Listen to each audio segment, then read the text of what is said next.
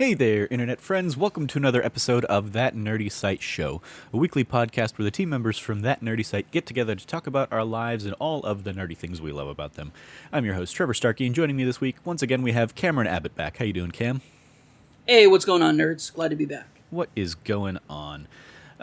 So today we are going to be talking about the latest season of Destiny 2, all of the news out of the Final Fantasy XIV Fan Festival, and then Cam and I are going to basically wrap up the episode with a dive into our thoughts on the Mass Effect Legendary Edition so far. I think we're probably both still only in Mass Effect 1, but still got plenty to chat about in terms of like the upgrades and the quality of life improvements and all that stuff right in there. So that's going to be what we're covering today on the show, but before we get into that, a little bit of housekeeping. If you like what you hear, please remember to like, rate, review, subscribe, share the podcast with your friends, all that fun stuff.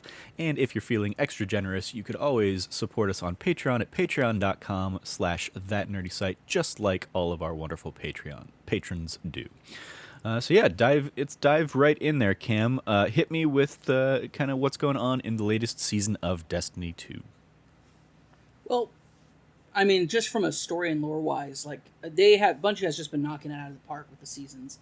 Even though I'm not keeping up as well as like I know a lot of other some of our friends are, especially friends like Alex O'Neill and Mike over at Irrational Passions. Yep. Yeah, I'm still in a core raid group with them, and I've definitely fallen a little bit off the wagon. But even then, Tuesday booted up, hopped right into it, and gotta say they are doing something really great over there at Bungie. They are still really focused on the content they're delivering. Each season brings just some really new broad elements to the universe, whether you're interested in the lore, gameplay, like different variations, different things here. But the season of the Splicer is really like a kind of a big deal. They've teased since Destiny 1 that there might be this potential redemption for some of the Fallen. And in Destiny 2, throughout the entire game up to this point, there's been this tease of this House of Light. To the point where we became buddies with a Fallen captain who, in a quest line, you can choose to help him kill a Hive Knight and choose not to shoot him too. And that's the quote-unquote canon decision that they've gone with, because he's now the Kell of the House of Light. And he's a known Splicer, which means he speaks to machines. And what's happened is that the Vex have activated a simulation that has surrounded the first city, an Eternal Night. And is essentially encroaching and basically doing Vault of Glass type of crazy time stuff to the last city, and an attempt to get to the Traveler. We're trying to stop that. Vault of Glass is coming back from Destiny 1, so that's really exciting. That launches next weekend, and the Splicer quest line is essentially Mithrax teaches you how to splice into Vex simulations, and it's super cool. It's super rad. Mithrax, you get... Oh, also they introduced, for the first time, Baby Fallen, which are just horribly adorable in, the best possible way. Okay. Glowing eyes in, a bundled wrap, but then have little, fallen claw hands sticking out. So cute. So cute. I wanted to buy a plush when I saw them. I was like, ah! But yeah, and it's super cool because we're finally getting some serious attention to the Fallen in a way that, after, I had my principled issues with kind of the direction Destiny 2 went with the Fallen, because we were already kind of, especially in the later expansion with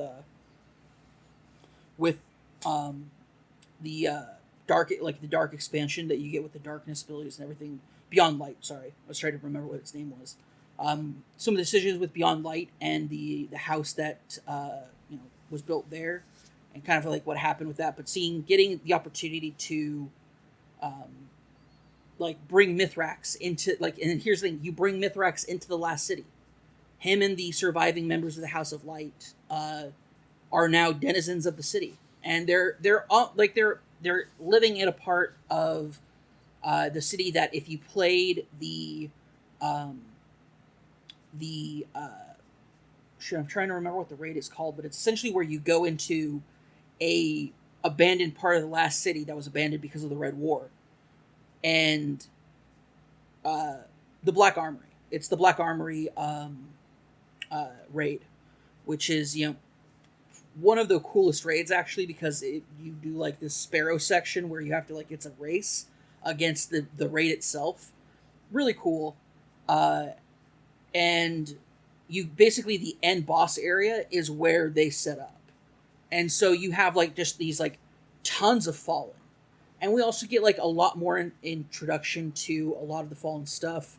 Mithrax's daughter is the scribe of the House of Light. So you just and she leaves records and stuff around for you to learn more about Fallen society. For people who haven't delved into the lore too much, you get a little bit more of insight into when the Elixni wore a race under the Traveler's protection, and then why they're called the Fallen, and why they're what happened to their society. It's really, really good. So if you're a fan of Destiny 2 and are still interested in playing it, I know, Trevor, you did your time. Famously not. You punched out. You punched the out your out section on your time card, and you said, "I'm gone." Mm-hmm. And I respect that. But if you're still out there, if you're still playing the seasonal stuff, once again, knocked it out of the park this season, and it's been really great to see so much cool stuff just keep happening in Destiny 2 that for people who Destiny 2 is the only game they play, that's their game they play. It's their console or their PC is their Destiny machine.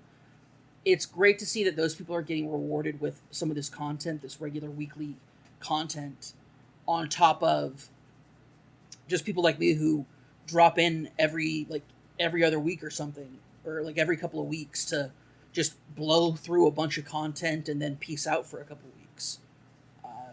It's the way that you can come in and play this game, and not only that, but be able to do raids regardless of whether or not you've been playing constantly or not. You're better equipped for those raids if you play constantly, of course, but you're not entirely locked out of it. And so that's something that they've really done, I think, to really help balance out the game, the end game content, and make it so the grind is there. The grind is there, which is still as somebody who only pops in every couple of weeks, it's not my favorite thing. But I like the idea that if I cool, I'm going to spend the next 3 days when I have time just playing Destiny 2, I can hop in and I can grind my way up pretty high. So I'm pretty stoked about that. So it's cool. Vault of Glass is coming back next week. That's the first ever raid from Destiny 1. Yeah. And so it's pretty cool. That's what I was going to ask about. Did you, I remember back in Destiny 1 playing through the story and enjoying it fine, but this was in a kind of funny existing world, so I had 0 online friends, so I had 0, nobody to play Vault of Glass with or anything like that. And so I remember Vault of Glass coming out and everybody raving about how it's the best thing in the game. Easily, it's hands down the best thing in the game up to that point. And I remember being frustrated that because of the kind of player I am, I was never going to experience that. Is that so that's the place that Vault of Glass holds in my heart. And I remember at the time not being so invested. I was watching the entire streams of people racing to the finish of the raids and stuff, and doing those kind of world first kind of things. But I remember checking in on a few of the streams, and I remember learning enough about the game to know, oh, here's how you can cheese through the enemies. Here's how you can push them off the edge or whatever, and get an easy finish and stuff like that. The legendary Destiny 1 cheese, which is for people who don't know, that's cheese means cheating or a cheat. But it's usually cheats. When you say somebody's a cheater, usually it means that they are they're wall hacking or they're doing something cheesing is like you're exploiting a bug in the game, yeah, basically. exploiting a bug to make an encounter easier. Yeah. And it's funny because sometimes to set up those cheeses, like some cheeses, the bridge in Crota's End, is famous for being sometimes the cheese being more difficult than the actual encounter. I did that, and it happened because I'm like, one time I was with my group and we spent 45 minutes trying to set up this cheese, and finally I'm like, guys, listen, what is it? I've never even done it non-cheese. What's the cheese? Like, what's the actual encounter? They told me. I was like, let's just do it once. And they're like, well, nobody wants to bear the sword. I was like, I'll be sword bearer. I don't care. Let's just do this. I just do not want to just keep standing on this pillar, jumping off, dying, and then having somebody res, and we have to wait till their super charges back up. Like, I'm done with this. Mm-hmm. And, like, sure enough, we did it in the first try, and somebody was like, man, that's a whole lot easier than I remember it being, and, like, the cheese is just not worth it anymore. Yeah. And then the sword cheese came out, so which is where you could go across the air. You could basically air hop with sword swings if you were up high enough. So, like, yeah. So, like, the cheese in Destiny 1 is famous, but with Vault of Glass, my experience with Vault of Glass is... so I did not get my PS4 until, I want to say, end of February, beginning of March, after the PS4 had come out. So I missed the fall holiday whole situation. I bought mine used from GameStop because I was a broke college kid, and I had, like, finally gotten, like, saved enough over, like, the several months to buy my PS4 and play Destiny, and, it's, like, so I ended up, my first raid was Crota. And when I say my first raid, what I really should mean is my first, like, my first ever raid was just the Crota boss fight. Somebody had the checkpoint for it, and so they did it. So, like, but when we went to do Vault of Glass, it was, like, with that raid group was very, very special. Like, the group of people who I did it with, like, I can put all up on Destiny 2, look at my legend, and I can see the names of the people who have it, and it's so great because some of those guys still kept their old names, which means, like, they aren't like zeroed out on my name list for them. Mm-hmm. And so, like, I still remember Ulti and Huli and Ryga. Like, there's so many people I remember that I'm still friends with, but they all play different things now, if they even play at all. And it's fun to look back and, like, remember some, like, really amazing times, like during the Templar fight in Vault of Glass. Somebody they're like, if, like, somebody was just like, man, if I could just walk over here, and somebody else was like, if I could walk, like, if you could walk 1,000 miles, mm-hmm. and I immediately busted out into, like, the full song, and at the end of it, they're like, dude, that was weird, but we loved it. That was great. And so somebody said, every time we're in here from now on, like, you have to sing a song while we're fighting the Templar. And I'm like, I did not expect that, but okay. They regretted it. Yeah. Immensely. That'll happen. So, yeah. So with new Vault of Glass coming out, and obviously there will be changes because of the gameplay mechanic changes between games. So, gosh, like, Stasis famously, a lot of the broken. a lot of the cheeses and exploits from the first game, I think, were like because you could self-res and stuff like that, which is not in Destiny 2, obviously. So, it feels like even if they, like, brought in the raid as it was, it's going to be a very different experience. But I imagine they're also going to probably be tweaking and changing and modifying elements of the raid to keep it fresh for people that played it multiple times on the original game as well. So, are you going to be raid ready? Are you going to hop in with your crew and kind of look forward to doing that here in the next couple weeks? Gonna try. We'll see what happens. Like, I'm not 1300, which is the raid level requirement. Mm-hmm. Because I haven't been playing. I played on Tuesday, and that was about it. It's that grind you need to do, yeah.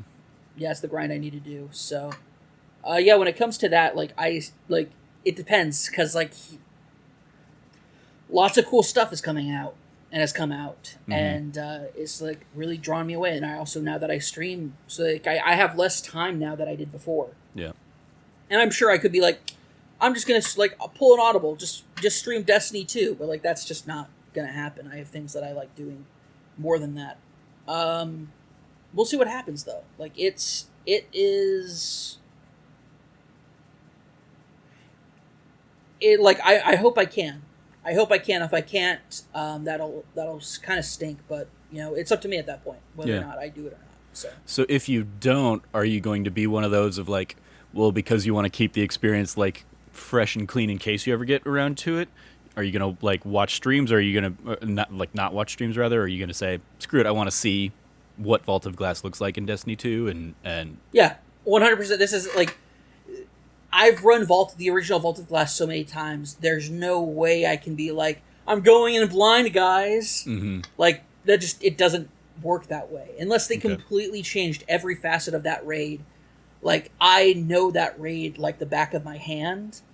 The only raid I think I've ever done more than that is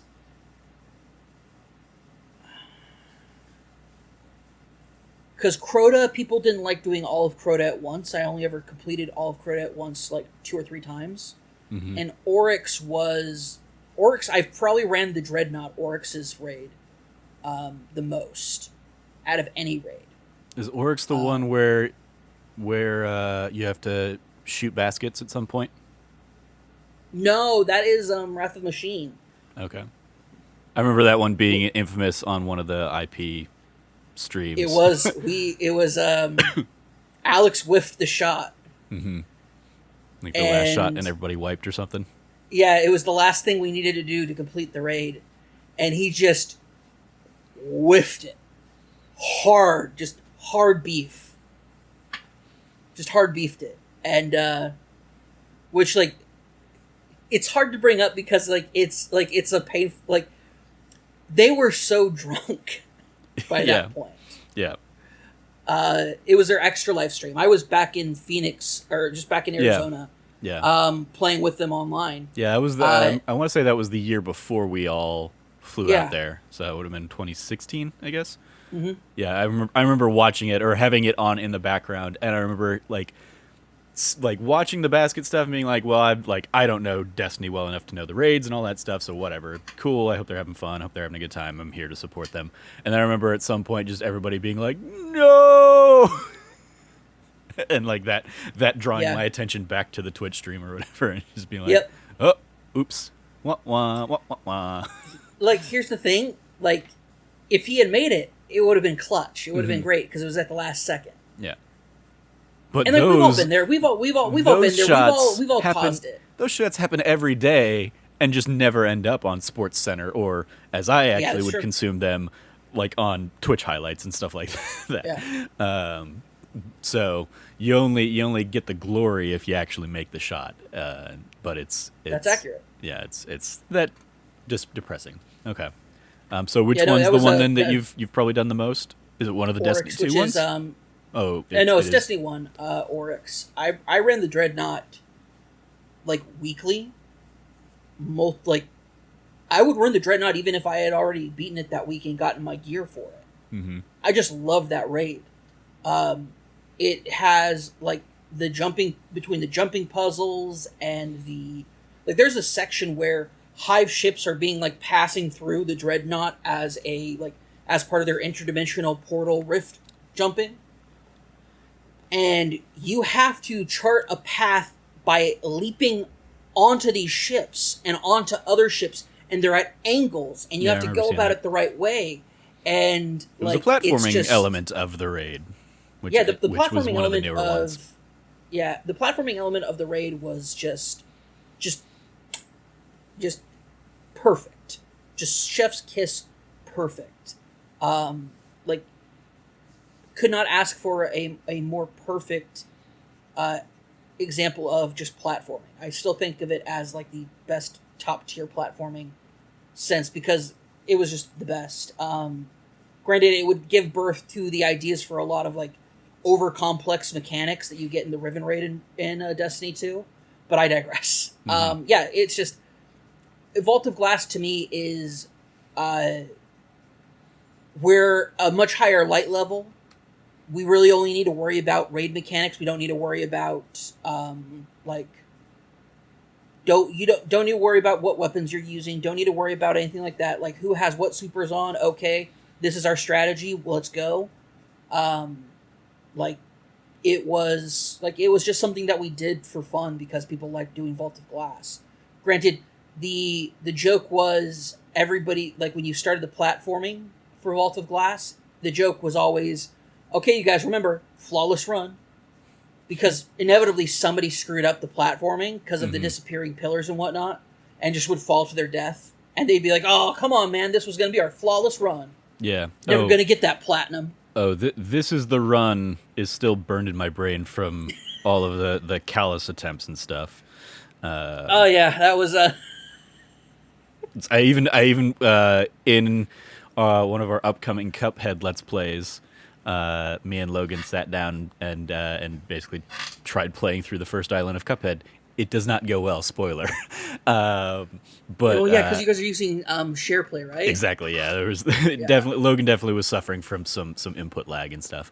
But yeah, and Logan hadn't really played much of the game prior to that ever.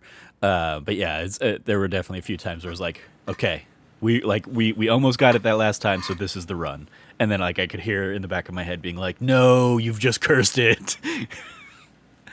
But cool. It's okay. It's okay, Trevor. It's gonna be okay because this is the run. Yeah. Mm-hmm. Fucking scions popping you up at the Phantom Zone or whatever it was. I hated that. I hated that section. Like, Trevor, I loved getting to the point where like it was a good go-to thing, and I felt comfortable being in there and being one of the people in the Phantom Zone. But like, it was just one small fuck up, and there's no recovering. And fuck that noise. That's a terrible design. It was like no, that entire raid is just like just pain. Like there's so much pain in that raid. When they're like, "Hey, we're gonna keep doing Leviathan stuff for this like the raid," I was just like, "No." Mm-hmm. Granted, I've since gone back and played through most of those, but yeah, well, they've been vaulted now, haven't they? Yeah, they've been vaulted now. Yeah, they'll make their way back because Callus is still part of like the plot. And like what's happening with him may be like is actually a lot more sinister than. Anyway, I digress. But yeah, no, more deep lore crap.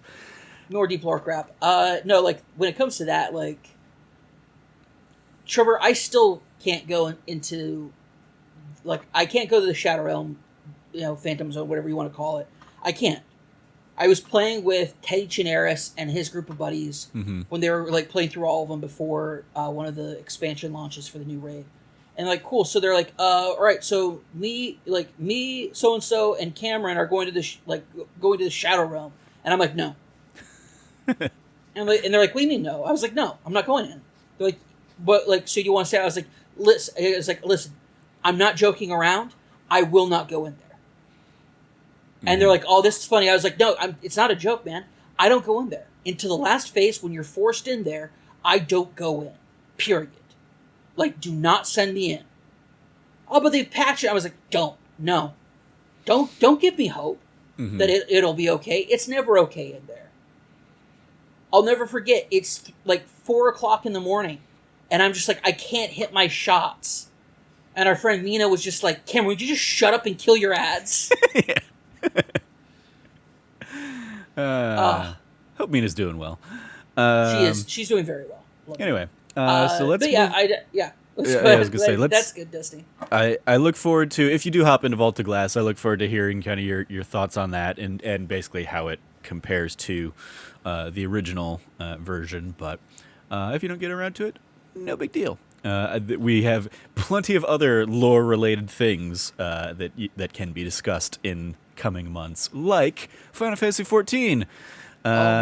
We had the Final Fantasy XIV fan festival this weekend.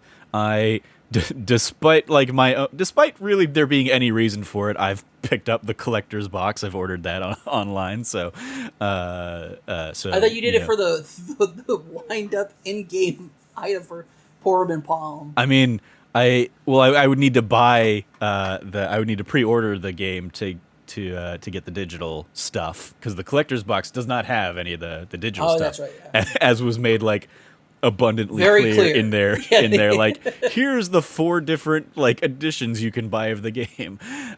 This one has no game. But Just seeing this one. seeing Palom and Porum in there as like digital exclusive / like pre-order bonuses, I was like, damn it.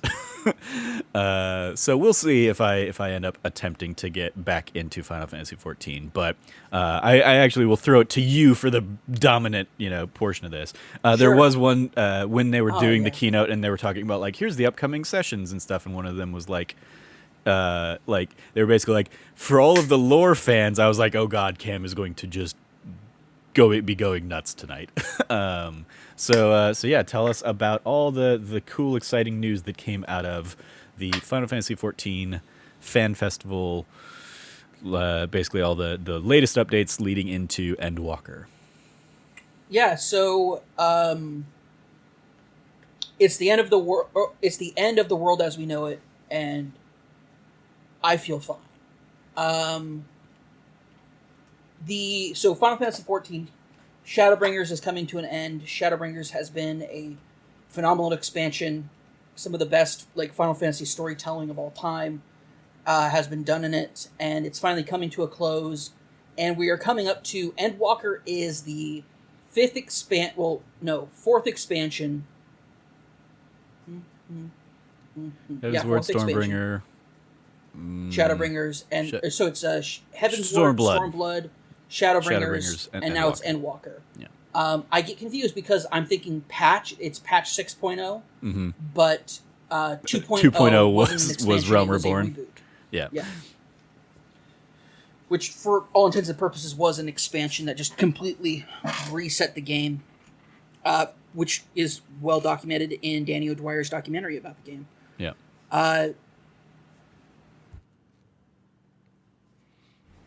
Sorry about that. I had to belch. Didn't want to put that on podcast. Good shout. Yeah. Just have to say, like, Endwalker is set up to be the end of what's called the Hydaelyn Zodiac arc, which started in 2.0 and is now coming to an end.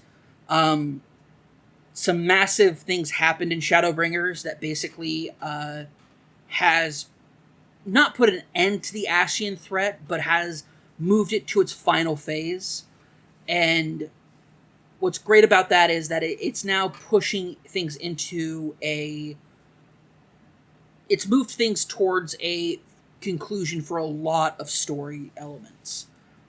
We've done a lot of things to set the world right, but the antagonist from Stormblood, Xenos, is now the Garlean Emperor. He is committed to essentially causing the end of the world so that he can have this epic one-on-one fight with you, because that's his goal. His goal is just to fight the Warrior of Light. Is it going to be like real one-on-one, or is it going to be like, hey, this is a raid, or this is a 4-person instance, or something like that? No, he for sure would like it just to be a one-on-one fight. Okay. That's the kind of person Xenos is.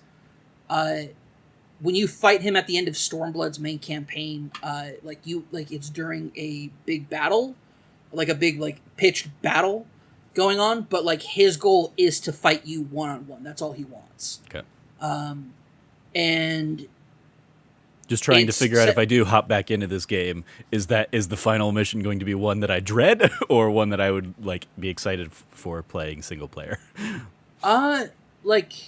No, obviously we don't really know what it's going to look like because the game's not the game's not nowhere near out.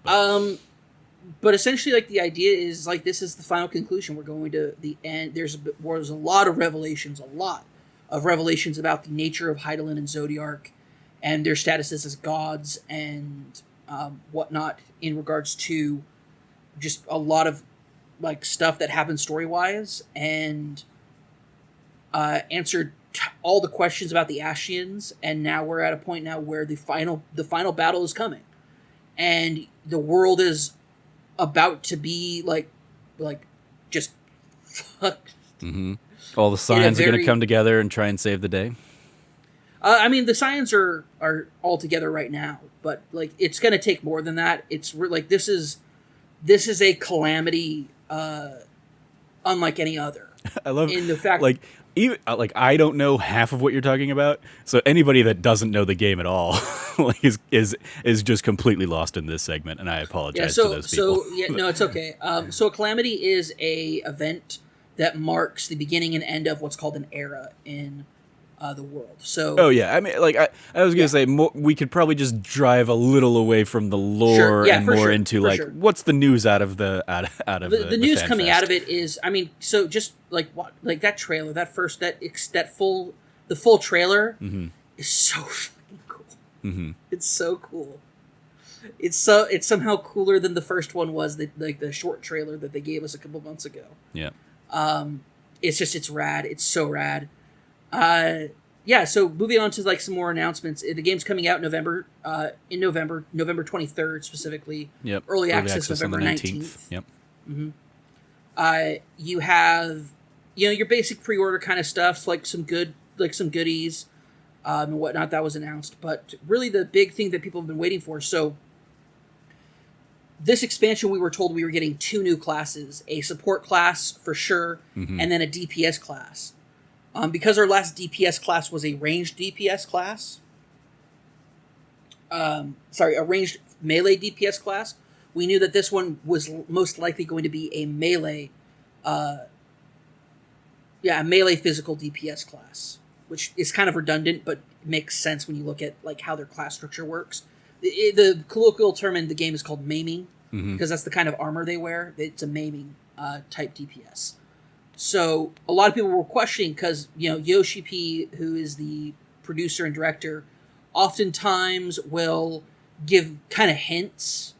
So a couple months ago, back when they did they called it the Limit Break conference, they made it like he made an announcement, and he was wearing a shirt that had some like death tones to it, like a kind of like skeleton and scythe and whatnot. So a lot of people were like, is it going to be Necromancer? Is it going to be... Because this is... the class we got announced was Sage, which is a healing class that harkens to a lot of in-universe stuff for Final Fantasy XIV, but also has a lot of things to do with some, like... Basically, a lot of, like, the master healing type stuff from other Final Fantasy games.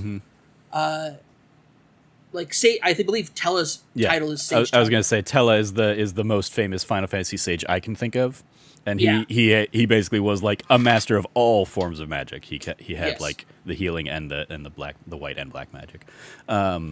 Is the sage the one that has like the floating gun blades behind them?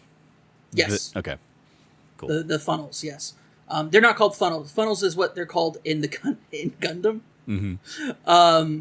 But they essentially are like floating turrets. Yeah. That he controls, or that you can control as a sage, and like my favorite thing to come out of that is there's like a still from some anime somewhere of a doctor getting a gun and like making a comment of like it looks like I'm gonna have to like kill some people now or something. I forgot the meme. It's funny. I'm just dumb. I should have explained it. Anyway, there's a meme out there of sages basically being like healers with a gun now, which is great. Like that's awesome. It differentiates them, and it also sets them apart from like not just healing classes but all the rest of the classes. They most have it in line is with the machinist, which is cool. Like once again, automated things, very very cool. But what we were really excited about is there's been tons of speculation about will it be the alchemist class, and that kind of aesthetic is like they're like a plague doctor, like that's what the death aesthetic was about. What kind of weapon will they be using? A lot of people leaned heavily into scythe, other people wanted something else. But what we ended up getting revealed was Yoshi P. Well, in the trailer we see Xenos himself has part of the last 2 patches was Xenos basically deciding that he didn't want to be a samurai anymore.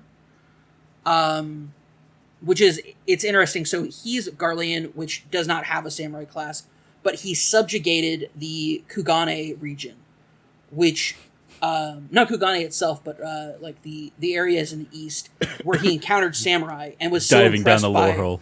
yeah, he was so impressed by this, like how good samurais were, that he decided to become one with his own like gigantic hilt, gigantic sheath of like 3 samurai swords on like a spinning conveyor, like a Gatling conveyor on its rotation, but for samurai swords.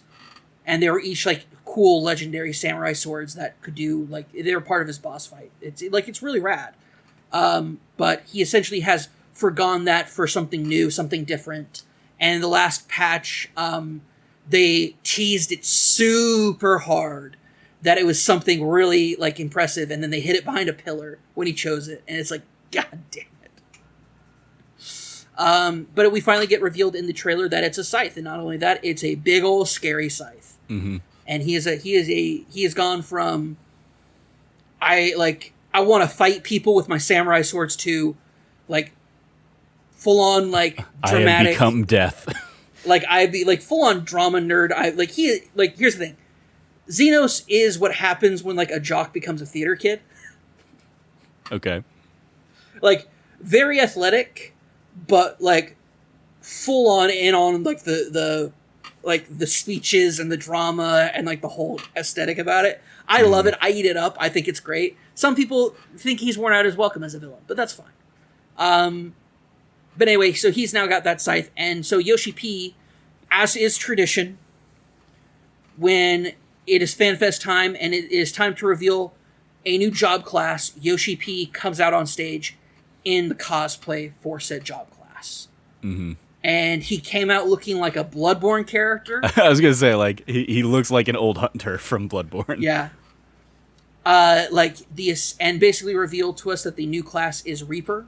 It is a melee DPS class that uses essentially a stand from like JoJo's Bizarre Adventure, like this. A better way to put it, a spectral companion, who essentially does magic for you, as well as you can then like have them like cloak you, probably for like a cool effect. But I will say it's very like, as somebody who mains a Dark Knight, it's very Dark Knight-ish. It's like if you wanted to have a DPS version of a Dark Knight class. Because you basically summon a Void Scent to be your best buddy. And as the Dark Knight, you summon the dark, like your abilities come from the darkness in the void inside of yourself. Anyway, very existentialist, but it's cool. It almost looks like the most Hot Topic class that you could have created for Final Fantasy XIV, but maybe that's debatable. I don't know. Like Hot Topic class, like that Dark Knights definitely fit into that super hard. I mean, sure. I mean, Dark Knights, yeah, have as you know, previously mentioned, like since Final Fantasy IV, but yeah, I remember seeing that and just being like, oh, he's like super goth emo right now. Cool. Oh yeah, 100%. It's great. The Scythe. Everybody's been wanting a Scythe character for forever, ever since a glamour came out of a Scythe that you could pick up. So people like, healers especially like it because it's like, I'm cool, I have a Scythe. And it's like, yeah. Just make sure I don't die, please.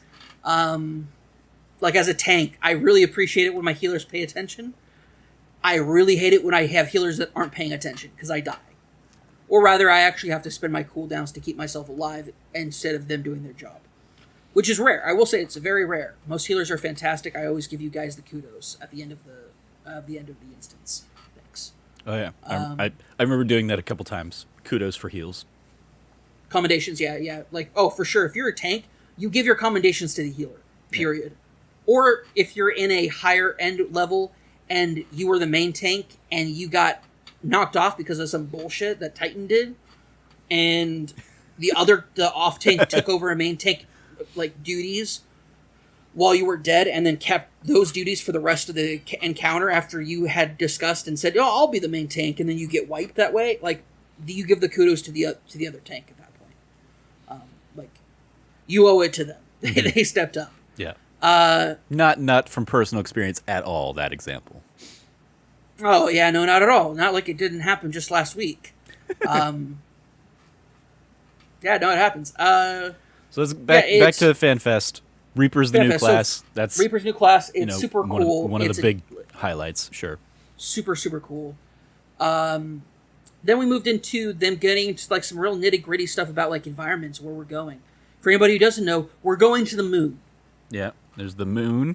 There's it have reminded me rabbits. of the new city. Reminded me of the city we talked about just last week when we were talking about Final Fantasy XV. That is basically like where the Leviathan fight happens. Yes. It looked very much like that. I was like, is this a crossover event? No, that's Charlan. Charlan is an interesting place because not only are they an isolationist country, but they are made up of survivors of essentially Charlan is Old Charlan, as it's called, is basically what if Noah's Ark was filled not with a bunch of animals, but a bunch of nerds instead. And so they basically made a giant university city and just hoard knowledge. They just hoard all the knowledge they can. They see it as their responsibility to basically be record keepers of the world. So yeah. Maybe throwing a few lions could have eaten some of the nerds. I don't know. Maybe we wouldn't have the problems that we have with Old Charlan now. Just saying. Anyway, I digress. Back to the point, though, is that it is... So, there's been, like, the founder of the Scions of the Seventh Dawn were originally two groups that were called the Circle of Learning, and then the other group, which I don't remember and I don't care at this point to look up. That was in 1.0, and I didn't play that, so I don't know. But the Circle of Learning was in charge of... The person in charge of it was Louis Soir, who was basically a very important person in Charlan who abandoned the non-intervention policy to save Eorzea. And he did. He's the person that stopped Bahamut when Bahamut came out of Dalamud. He is a very important person who is unfortunately gone from this. Like, he died at the end of 1.0. Or at the end of the 1 point story, pre-Realm Reborn.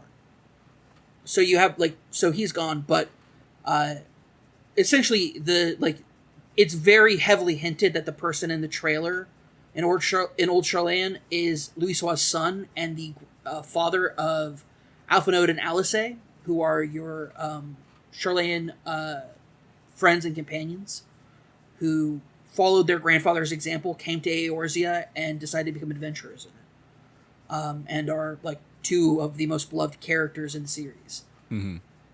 They were the little ones in the trailer. Mm-hmm. Yeah, and they they're at when you start a new game, a new character. Yeah, they're in that cart with you. I just don't remember all of the names from. Oh, that's fair. Yeah, no. When I played 3-4 years ago, whatever it was now. Alice wears red. Alphino wears blue. But when they show up at the beginning of Realm Reborn, they're both wearing blue. So they do clear that up later by Alice wearing red. And man, do they make some fun jokes about them look like being twins. Mm-hmm. It's fun stuff. But I digress. So yeah, there's really cool lore stuff happening. Old Charlan's going to be our new hub city, similar to the Crystal Tower and Kugane before it. Just really, really cool stuff is planned for this. It's going to be... The fact that they're still able to put it out this year is tremendous, since they've been working from home since last year because of COVID. Mm-hmm. They also announced the Oceanic servers, which is great for the Oceanic region, because they've been having to deal with massive pings and lag spikes and all sorts of stuff, sorts of problems by playing on NA or European servers. So they're finally able to have their own server. That'll be coming very soon. The only reason it's not here right now, after they announced it at Limit Break, is because of COVID-19 restrictions on being able to physically travel to the center itself in Oceania. To basically give it okay. They've been having to do it remotely, which has made it much more difficult. But,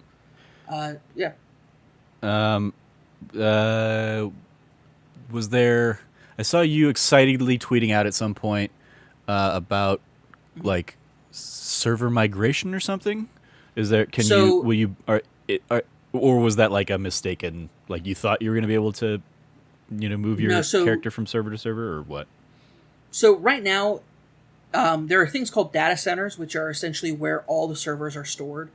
And there is currently right now, there's an implementation where you can go and travel to another server on your same data center.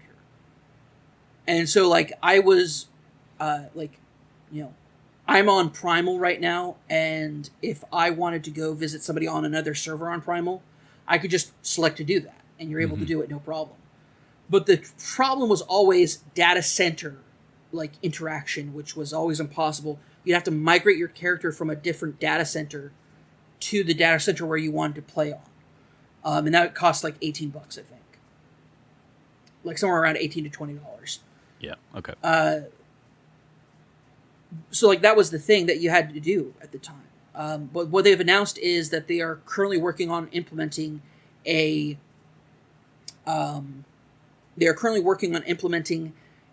data center travel system, which essentially lets you play your character from your data center on a different data center and server. So essentially expanding that same kind of process out just a little bit further, which is really bonkers. It's absolutely nuts that they're going to be able to do it. If they it's going to take some time. There's going to be some growing pains for sure, but the fact that they're still pushing for this is just awesome. There's that. I'm trying to think if there's anything else that they announced. They announced a lot of really cool stuff for if you play the game. Yeah, so obviously the as I tweeted out, the one more thing being Male Vieira, and it was weird because they did the one more thing and then they did another one more thing about the Oceania servers, but the Male Vieira are coming. Yep, Male Vieira are coming, and they're exactly what we wanted, which is very pretty so boys with bunny ears. Yep, but it's interesting to note that they are actually not as tall as the models for female Vieira, which is true to lore. For people who don't know it, I'm not going to get into this. This is just there's cool. too much nuance to get into about I was going to cut you off before you attempted to. Really. Yep, did not need to do that because let's be fair. If you're listening and you care, look it up for yourself because it's really really cool. Yeah. But it really has no impact whatsoever about FanFest, other than the fact that we finally are getting Male Vieira, which they kind of hinted that they never wanted to do it because that and female Hrothgar, because it was just way more character models and designs that than they wanted to have to do. Mm-hmm. So Male Vieira are coming now because they're finished. They're coming in 6.0, and then they basically have promised female Hrothgar, but at an undisclosed time when the team can get around to it, basically. So the team's working on it right now. It's just not finished. And so their debate was, you should even said this on stage, the debate was whether or not they were going to wait till female Hrothgar were finished so they could put them out together, or if they could just put them out one at a time, and the decision was made because of COVID, just, with how long things are taking, put out Male Vieira, let people know female Hrothgar are coming. And I'm very excited. Will I turn my 6'9" my human Highlander massive beefy boy into a lithe and sexy bunny boy? Maybe.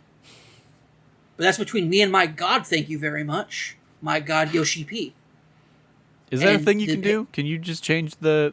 Yeah, there's an item you can buy called a Fantasia or Fantasia, and essentially it lets you change your race and sex. Okay. So. Cool. I did not. Don't need to change the sex part, but I think about changing my sex to be a female Vieira at one point. Maybe. Yeah. But once again, that's between me and my god Yoshi P. That's fair. I didn't remember that item existing or not. You have to buy it from Square Enix. You've got the little bunny people, Loporits. Loporits. Yeah, the joke that everybody made was, look, we finally got Male Vieira. Because they were announced before the Male Vieira were. Yeah. I was like, I can't believe it. I'm like, wow. I know that in lore, they're not as tall and they're not as big as as their female counterparts, but I never expected them to go I expected a small boy. I did not expect a very small boy. Mm-hmm. But it turns out, nope, it's Loporrits. It's totally different. They are essentially the Moon Beast tribe, which is very exciting because we still get rabbits on the moon. And we even see an area that I speculated is actually like a moon bunker that is part of the overall moon area. They showed off some of the moon area, which is really cool. There's gravity and air there, and why there is that will be answered apparently in like during the game playthrough, which is good because they really make a big deal about you not being able to like hang out too long underwater, without like having like special breathing stuff that you get through the quest line in Stormblood. So like I appreciate that they're like, yeah, there's going to be an explanation for it. Don't worry. But there's tons of really cool stuff. So people who picked up on things were like, there's Emiratine, which is like the Ascian civilization architecture there. There's Allegan architecture, which is the like massive civilization that imprisoned Bahamut in the moon of Dalamud. And like a lot of like Garlemald technology is based off of Allegan stuff. Yeah. Diving way into lore again. Sorry, fair enough. Thank you for pulling me back. Yeah. No, like it's really cool. Like what they're doing is just so awesome, and it looks like there's some growth and life on the moon, and it's really cool. I'm very, very excited. Obviously. What is Ishgard? Oh, Ishgard is. I've pulled up your live tweets from the thing. So we're at. Okay. I will stab somebody if I get a house in Ishgard. Yeah, or I'm willing to stab somebody if that means I get a house in Ishgard.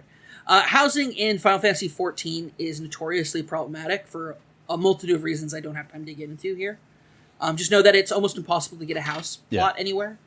And usually it's because people are cheating the system, which sucks. But Ishgard is the Holy See of Ishgard is the location for the Heavensward expansion. During the Heavensward expansion, a part of the city gets destroyed, and part of the last couple of patches was a big restoration project for, they're called Disciples of the Land and Disciples of the Hand, which is essentially your classes for crafting and gathering. I remember those things, yeah. I put way more time into those because it was time I didn't have to put into 4-person instances. That's fair. Yeah, no, like it was something for them to do, and it was a really cool thing, and I got super into fishing because of it, because I wanted to take part in it. So I helped rebuild Ishgard, and now I want a house there. So essentially, the firmament, which is what you help rebuild, is going to be opened up for adventurer housing. They announced a lot of different features a couple of different features they're going to be implementing, as well as some that they haven't announced yet, to hopefully help with the people who, shouldn't be getting this house because they've cheated the system somehow. Which I don't know how they do it, but I just wish they wouldn't, but they do. So they're going to try to implement something. Hopefully it works. We'll see. Okay. And then I think the last little one I wanted to ask about here is, because I did not see this. I don't think I tuned in until probably after this point. But is there a train we're going to suplex in this, Cam? So there is a train. Here's the thing: whenever a train shows up in any Final Fantasy game, you have to ask the question: do we get a suplex it? Now, here's the thing: monks have, for a very long time, kind of been like a cool class, but they're really not well represented in anything going on. I rarely ever get to see a monk in end game raids. A great way to get monks back into the end game raid would be, for example, I'm just saying, just putting it out there, giving them a special instance action to suplex a train. Now, the Doom train showed up in a prior raid, weren't able to suplex that one. Very problematic. A lot of people upset about that. A lot of people upset about that. They said, that's the Doom train. I want to suplex it. Could you still drop a Phoenix down on it and take out a bunch of health? No. Oh, lame. No. Not for what? No, not in this one. No. That was actually a very. I used to watch a friend of ours, Lauren. She used to run the raid that had the Doom train in it. Yeah, I remember.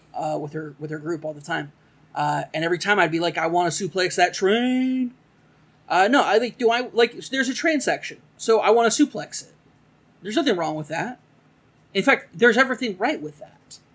Trains were built by our god Yoshi P to be suplexed. Sure. But clearly we're sinning because he has not provided us trains to suplex. Which means that we must be better people. We have to try to be better people. Oh my gosh! Speaking of that, they had the comment section of like the live chats pulled up for each of the services they were on. Yeah. Oh my gosh, that was I'm so scared. Yeah, I saw them reacting to that a couple times. People want to see the pin again, and so he went off stage and pulled the pin back out. I appreciate it because the camera cut did interrupt the pin show off. So shout out to chat for that. There were other points in time where I was watching some live chats. Really glad they weren't looking at live chats during those periods of time. Yeah. Because that was just some people were saying to be fair. Shout out to my memers. Shout out to the memers in all those chats who were putting out basically everybody had decided to. The copy pasta that got popular was the Such Wow, which is the old Doge meme. So they were such pin, such reaping, such whatever it is, and there was a lot of that. And at one point Yoshi P was just they keep saying the same thing, and I don't understand it. It's it's okay. Yeah, I'm do not let that man see. That's the internet. There you go. Do not let that man see the degeneracy that exists in live chats, please.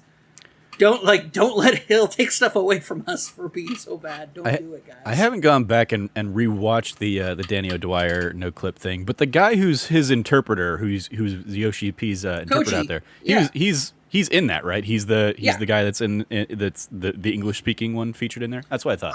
Christopher Michael Koji Fox. He is it's funny. He has the middle name Koji. Mm-hmm.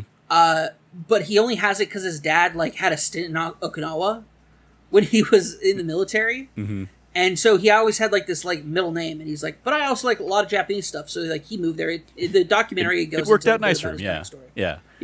He's gone from just being a translator to he's now part of the he's part of the team that just basically decides what the lore is and narrative he basically works with them to be a narrative designer so that one of the reasons I think that it has avoided Final Fantasy XIV has avoided a lot of the Final Fantasy isms and problems of random words in English that just have no significance but you spoony bard.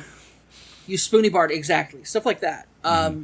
Koji has done a great job, especially in these later expansions, of making sure that the impactful lines have impact in English as well. Mm-hmm. And he does such a great job of that. He's a stellar dude, and he's super kind, super nice, super funny. Yeah, it's been fun seeing him. He every time I see him pop up, I think it's I love that they're even getting their own little personality. I think of Bill Trinan a lot whenever I see Koji out there, I guess. Bill Trinan being notably basically the guy who's usually out there translating for Shigeru Miyamoto over on the Nintendo side of things. So just cool. The guy from Capcom who at the Xbox conference was Devil May Cry is back.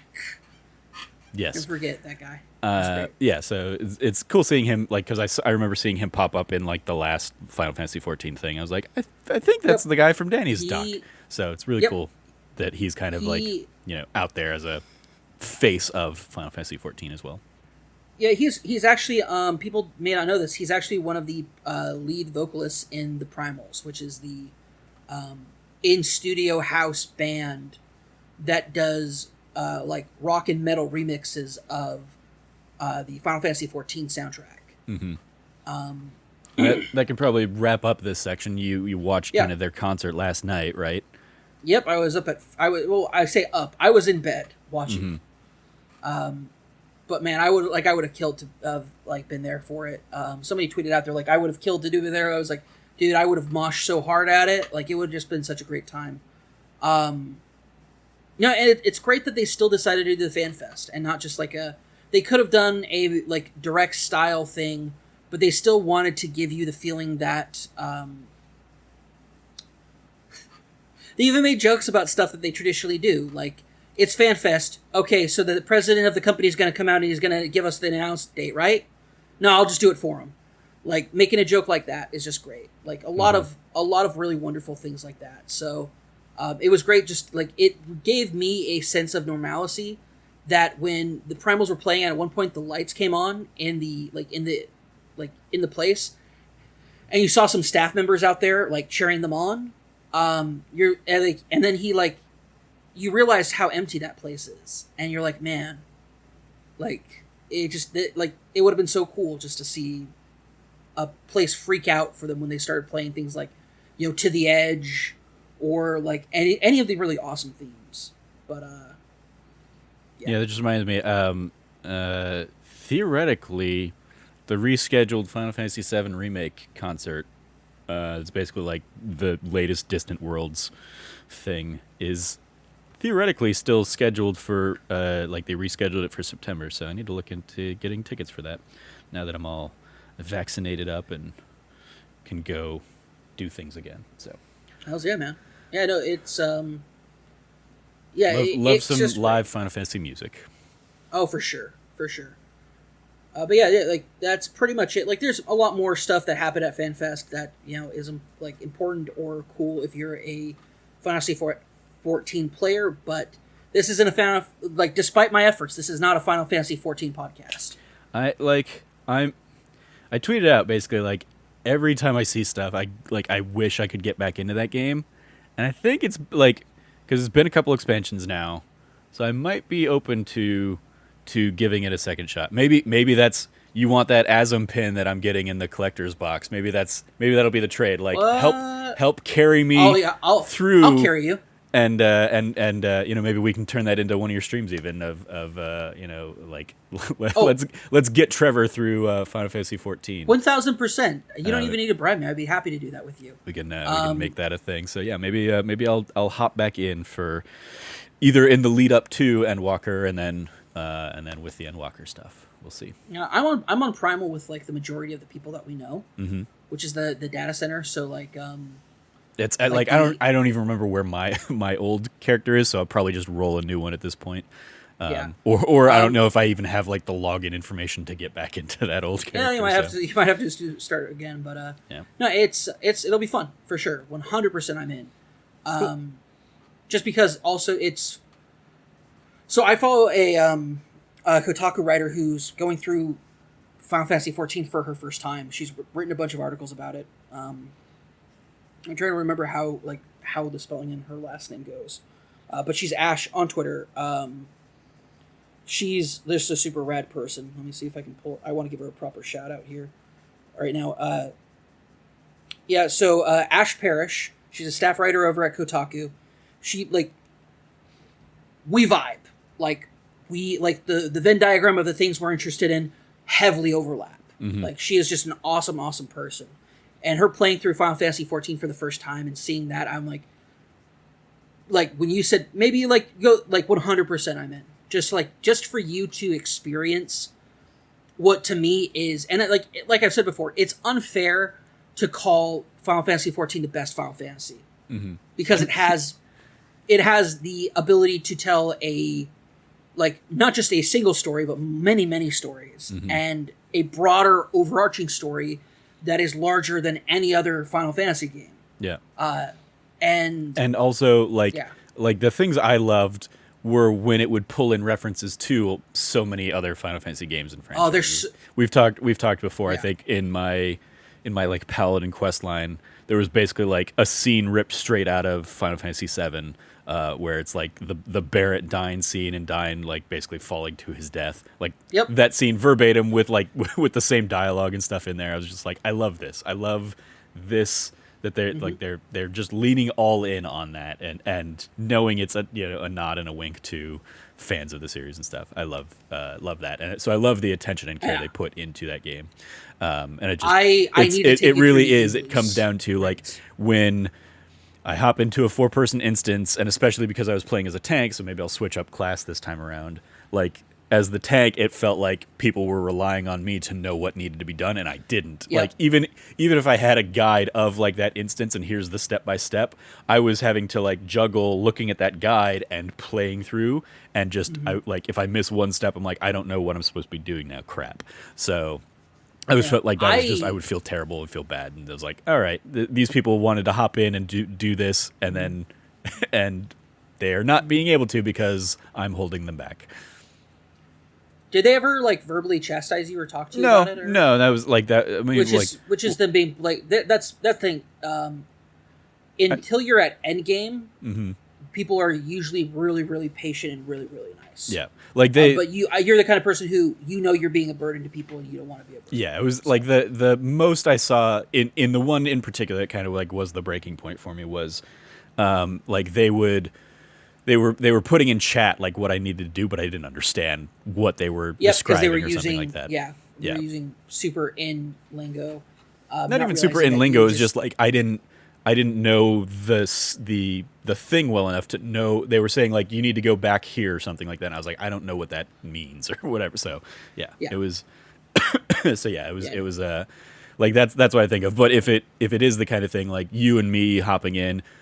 Like you obviously will know the game far better and can help walk me through stuff. But even if like we can hop in with a couple other friends or something like that, like that will be way less stress on me than I think the normal base game would be. So, what kind of just so I could kind of like try and prepare myself. What kind if we wanted to go start of the game through the latest stuff in the lead up to Endwalker, what kind of time investment would you think I'd be looking at? The way it is now, like it is just like super geared towards getting you through. All the way to Endwalker. Yeah, like playing through playing base game and then through each of the three expansions so far. 4 expansions so far. Heaven's Word. I'm trying to. Yeah. Stormblood. I'm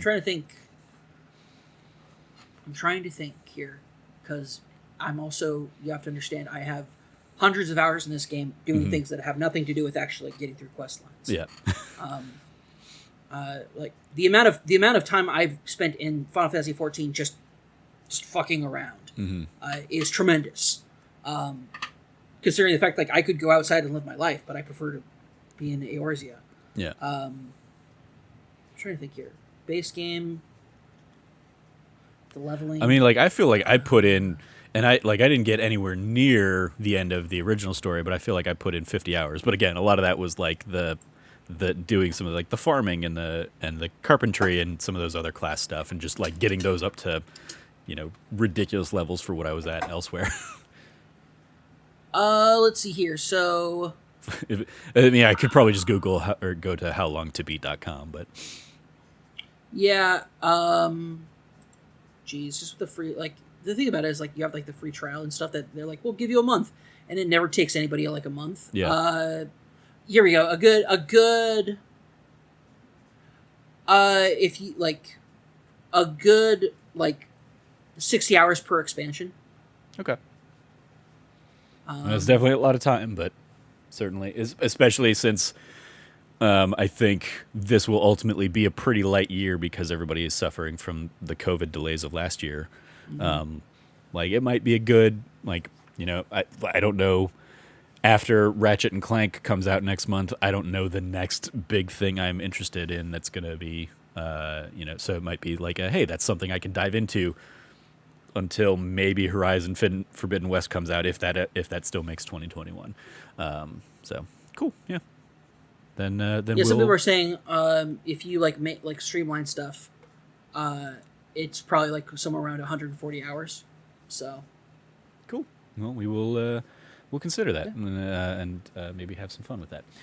So let us throw it over to, and we did this last week too. It was like, hey, I think this is probably going to be a little short show, and then we'll have like the big time. And then here we are, an hour in, and now we're at Mass Effect Legendary Edition. So how far are you in Legendary Edition, and what are your thoughts on it so far? So I just got the Normandy as Commander Shepard. Okay, so you're still like, pretty early on in. Yeah, I just got Spectre status. Okay. That's where I'm at.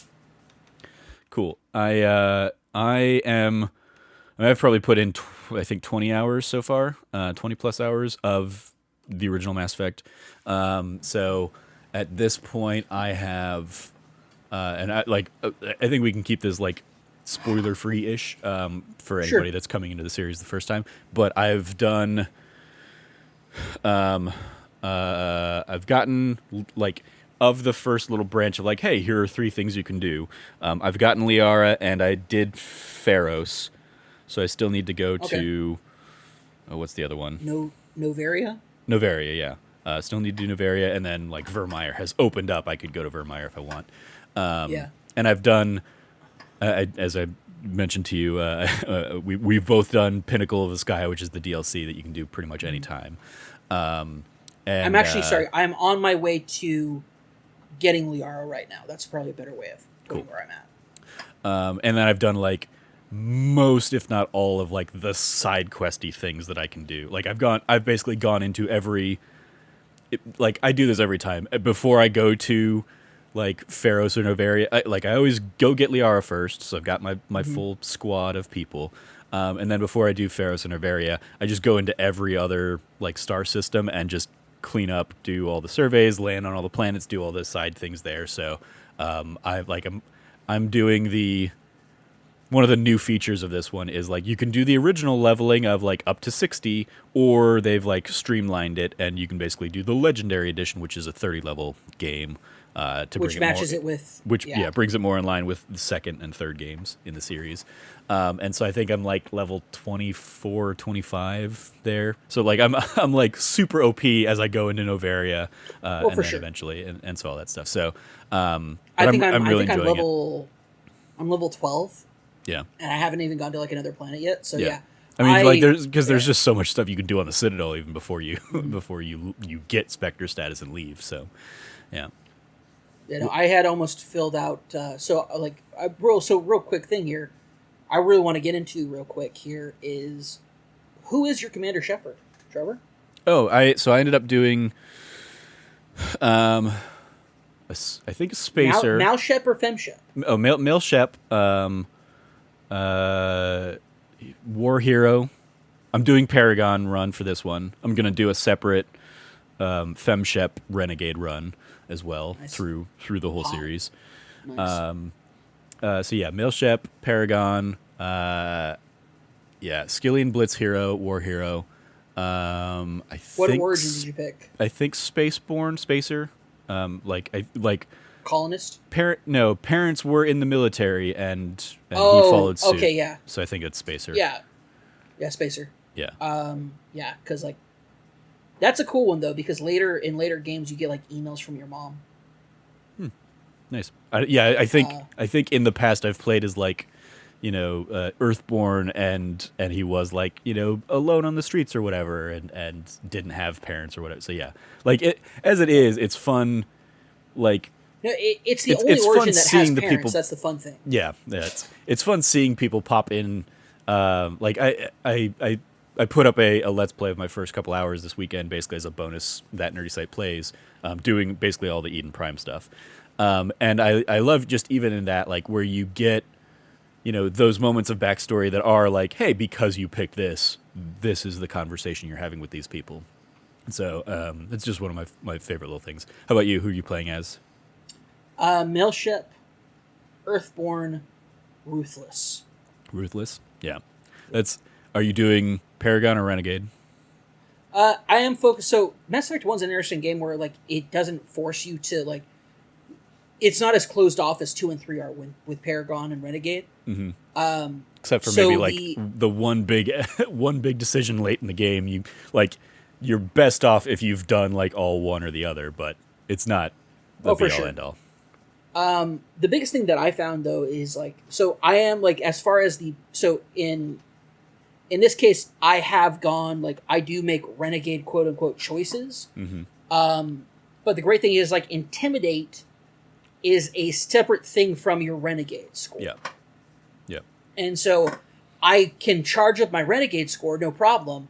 And at the same time by using Intimidate voice options. Yeah. So like things that are only unlocked dialogue wise with Intimidate, regardless of your Paragon or whatever score. So what I love about that is that I can be nice to people if I feel like I need to be nice. Mm-hmm. You know, dude lost his wife on Eden Prime. The military wants to keep her body so they can study the wounds, and it's going to be a long-term, multi-year study before he can even like get his wife's body back and cremate it and like mourn her. Mm-hmm. No, not happening, man. Like that, like she was in the service. Like I really take like my shepherd is very much from like he has his background from being Earthborn, but you know he didn't send his men in Torfin when he was in command. He didn't send his men in to die. He made the tough choices that got the mission done. And did he want all of his men to survive? Yeah, he did. But it didn't work out that way. And like I love that idea of Torfin being this really embattered make or break moment. And then I love that part of the flavor is also when the pirates gave up and surrendered, took them all, like murdered them all anyway. Mm-hmm. Like war crimes for sure. Like is my shepherd a war criminal? 100%. And yet you have a problem with space racist Ashley. Being a war criminal and being just a total bigot are two different things. Yeah, sure. Yeah, no. Justify being a war criminal, but not space racism. Oh, I didn't justify it. He like there's part of his background is that he knows that Torfin is not a thing he's proud of. I always the great thing was with the the DLC that I never got to play before because it was like locked on 360 by the time I got to play it. Like it was impossible to buy and get. Mm-hmm. By the time like I got like being able to play through it, and he brings up Torfin, like he straight up like says, "What about what you did on Torfin?" Yeah, and like what about the lives you took there?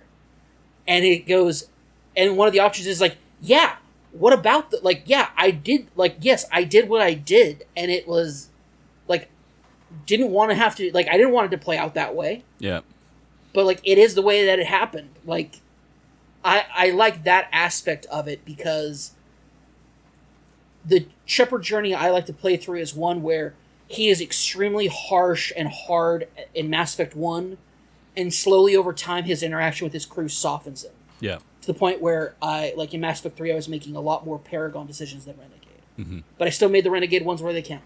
Yeah, I think we talked about that last week. Like in the run I was doing over the last few months, backwards compatible, I was doing Renegade, but then like I got to a point where I was like, well, I've already got all the Renegade points I need, so yeah, now I'll start making like the Paragon choices that are like, hey, I want to support my crew. These are my people, so I'm not going to be dicks to them. I'm going to be dicks to like other people who are looking for stuff from me, and so this is it's almost the inverse for this one, where it's like I'm gonna get to a point where I'm like, well, the Paragon choice doesn't really get me anything new, so let me maybe dabble with the Renegade stuff a little bit. Well, what I liked about it is like in Mass Effect 1, especially with your cohorts, your party members, mm-hmm. choosing the quote unquote Renegade option isn't always a bad op or being a mean or being a dick. Yeah. Sometimes it's just like it's giving, like with Garrus, talking to Garrus and Garrus being like, yeah, C-Sec had rib tape, and it's like, good, like you're better than C-Sec, man. Yeah, like I love that. I love that aspect on a whole bunch of levels. Like there's just so much about like, and talking to Rex about the genophage, being like, yeah, it's terrible what happened to your people, but like you gotta see it. You gotta see it from like everybody else's perspective. Like, oh no, for me it was like you have to understand, the Turians try to wipe out just about everybody they can, and like, yeah, you guys definitely have the harshest. We've got that in common. Yeah, first contact war. Yeah, like the entire idea of like I had basically was just like, yeah, they tried to wipe out humanity too, and him being like, and going into detail about like the genophage. Don't and it's compare like, the two of us. Yeah. Like, don't compare the two of us. And my shepherd's just like, the Renegade option is like, well, I guess, yeah, you really can't compare those type of things. And I'm like, once again, like the quote unquote Renegade option is basically being like you're right, it is different. Yeah. Like accepting that. And I'm like, that's what I liked so much about Mass Effect 1's dialogue options, mm-hmm. where Mass Effect 2 and 3, especially 3, just shoehorns this like the Renegade Paragon stuff a bit too much, in my opinion. Yeah. But yeah. So what are your so early impressions? What are your thoughts on some of the improvements? Do you have any like favorite tweaks that they've done for the Legendary Edition? One thing I wish they had tweaked is made it so that the skip dialogue button is not the same as unholstering. Okay. Because I feel super weird getting out of a conversation with somebody and hitting square again and pulling my pistol out in front of their face. Well, that's like square is throwing a grenade, so like. Oh no! When you're in just passive dialogue with people, Yeah. hitting square pulls out your weapon. Okay.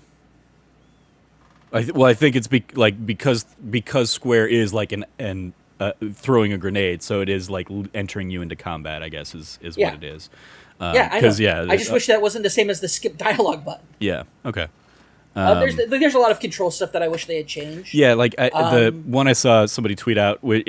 I've run into it as well multiple times. Well, because I'm so used to having most recently played 2 and 3, I'm hitting square a lot to reload when the first game doesn't have reloads. Yep. And so, like, yeah, I especially early on, I accidentally threw out a lot of grenades that I did not want to throw out. And I was like, what am I doing? And it even took me a while to realize I was throwing out the grenades. But another one is, especially when I'm like landing on a planet, I hate that like they didn't make the touchpad just a shortcut to the map. Just let me pull up the map by hitting the touchpad. Like the fact that the touchpad just does nothing. I'm just like, wait, like it was right there in front of you. The touchpad pulls out your weapons too. Yeah, like the touchpad is another thing that will like engage in combat. Which just makes no sense. Yeah. It's antithetical to like the entire process. It's super annoying. What do you think of the graphic improvements? Love it. Yeah. I was really amazed. I was building my Shepherd out. I was like, there's no way I can reconstruct my Shepherd from my original gameplay, like my original games that I played on the 360. And I was like, probably could have if you had like if you had the code. I didn't have the code, but honestly, I successfully did.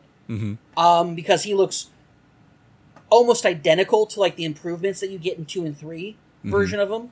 Because in the 1 he looks great, but then when you import him to 2, he is a giant like the abominations of what shepherds look like being imported from 1 to 2. Yeah, are horror stories untold. Yeah. Like just these amalgamations of what should be a human being, but are not. I actually successfully really recreated him, and I liked it because it's I lean heavy into he's from Earth. Earth is this it's Earth in the future. Like culturally, Earth is a more homogenous society with a lot of flavor to it and a lot of differences in it, but we're Earthlings now. Like that's what it really is. Yeah. You aren't like there's no nations like there are like existing stuff, but the Alliance, which is the alliance of the world, the UN basically, is like you're a member of the Alliance, a member of humanity, of Earth. And being Earthborn, I was like, well, my guy shouldn't like distinctly look, because normally I might make him make him look a little bit like me. I was like, my shepherd shouldn't be that. My shepherd should be this guy. He's from the streets. He's like, they're like there's no reason somebody should just like look just like me. And so, it's why I don't like the default shepherd, because he's just like an almost weird looking, just like Scandinavian dude, because that's who he's modeled after. Although the guy whose Shepherd's model is based off of is gorgeous. Just it looks weird. What I've loved about it though is that they've been able to keep the same kind of look. Some people didn't transfer over as well in the graphical upgrade. Captain Anderson. I think he looks fine. I think he looks especially especially with Mass Effect 1, a lot of them look more like their 2 and 3 versions. Like they really went back and like touched up a lot of that to bring them more in line with the future. So like looking at Anderson, I'm like, he looks like a little bit better version than the Anderson I was just, talking to in 3. Yeah, no, for sure. Anderson looks better, but You can tell like some skeletal stuff in regards to the there are certain things about it that like you can tell are a little like will be improved in Mass Effect 2 by the time you get to it. Yeah, my shepherd, I gave him like I think he's got probably mostly like the default face.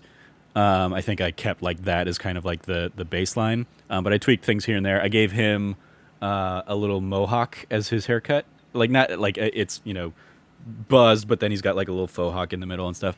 And like I run around with him. I'm like, I think this is the first time I don't hate how my male shepherd looks. So I'll be curious to see how that translates into the next game. Yeah. But yeah, I was like, I'm thinking he looks fine. He looks pretty good right now. Yeah, no, I love my shepherd. I was amazed that I was able to so faithfully recreate what my shepherd looked like. And like I just love it. I love Mass Effect. I love playing through this game. I did not realize how badly I missed Seth Green's voice as Joker. I saw you tweet that, yeah. Yeah. I was like I cannot believe I'm about to cry because I'm hearing Seth Green bitch about Nihilus not like giving him enough credit for the Mass Effect jump that they just did. I'm like, that's such a dumb thing to be like almost in tears over, but I'm like, I had no idea how badly I missed this. Going through old dialogue that I still remember by heart. Like, I know so much of this dialogue by heart. I've replayed the game so many times.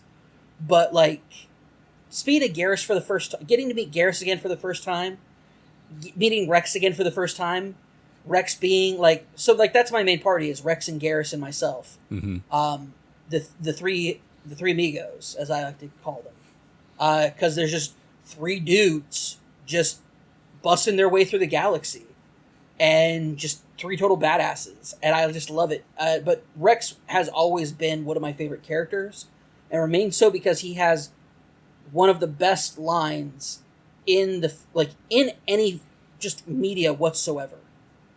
Talking to I forgot his title, but it's basically the CSEC liaison to the council. He has like that side office in the Executor embassy. Palin. Yeah, Executor Palin. Says something about cops being, and then and Rex just goes, "Don't piss in my ear and tell me it's raining. I know plenty of dirty CSEC cops." And I'm like, oh, hearing that again for the first time. He just pulled out the Judge years. Judy. Like, just when he does that, he just pulls that out. First off, the first time I heard that, I was like, that's the greatest thing I've ever heard anybody ever say in a video game. And on top of that, Rex is he's this dude who clearly cares about the future of his species, but he has been taught by society not to care about the future of his species. And he's upset over it. And when you really get into it, you realize like how great of a person Rex is. Gosh, when he just shotguns Fist. Yeah. Just boom. I had Garrus with me, so Garrus was like, "Why did you do that?" And I'm like, yeah, he deserved it. Yeah. Hells yeah. High fives all around. Let's go. Garrus Especially if you're playing Renegade, yeah. Like as I was playing Paragon, I was like, I forget, is the game going to give me a chance to like let him live? Oh no.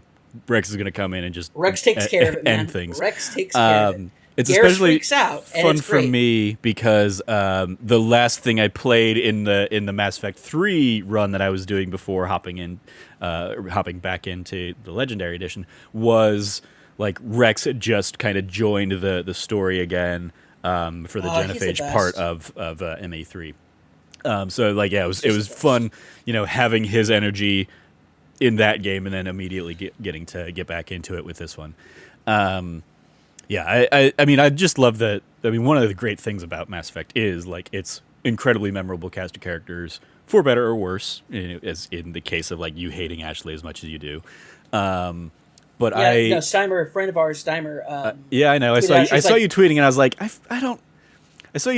saw your tweet back to her. I was like, I feel like Cam's relationship with Steimer is not that. Is not like if she had like seen that tweet and just been like, I don't need this person in my Twitter feed in my mentions. Would I have been blocked for it? I would not have been. I would not at all be surprised because, like, hey, and I wouldn't blame her. Like, that's fair. Let her live her life. Let her play her game. You don't need to bring all of your history with Ashley into a tweet of hers. I don't have a lot of history with Ashley. My history with Ashley is fairly short because she always dies in Mass Effect 1. Yeah. Again, no spoilers, but whatever, sure. um, Sorry. So yeah, Sorry. Some of the things I want to touch on a little bit are kind of like the quality of life improvements in a well, because obviously like the graphics is certainly the big overhaul. One of the things. Oh my gosh, load times are the best. Load times so are great. shorter. I love that. Yeah, like you'll hop into an elevator and like they'll start doing the conversation, but you'll also get like a prompt if you want to skip it because like, hey, we're loaded, so you can just kind of skip this and go right into the thing if you want. But I always enjoy like the little like the elevators never bother. Especially now, they don't bother me because it is like 3 lines back and forth or something, and then you're done. If it was in the old days, it was like 3 lines back and forth, and then another 30 seconds of like the elevator going. Yeah, that's a little more egregious. For me, the elevators never bothered me too much. The problem I always had was when you were going into a place that was like that was not part of the level that you were already loaded in on. Mm-hmm. You got the Mass Effect relay load screen. Yeah, and that could take forever sometimes, depending on how big of a place it was loading. Yeah, I do appreciate that. Like at worst, you'll get like a little pop up that'll be like loading, and it's gone in like half a second.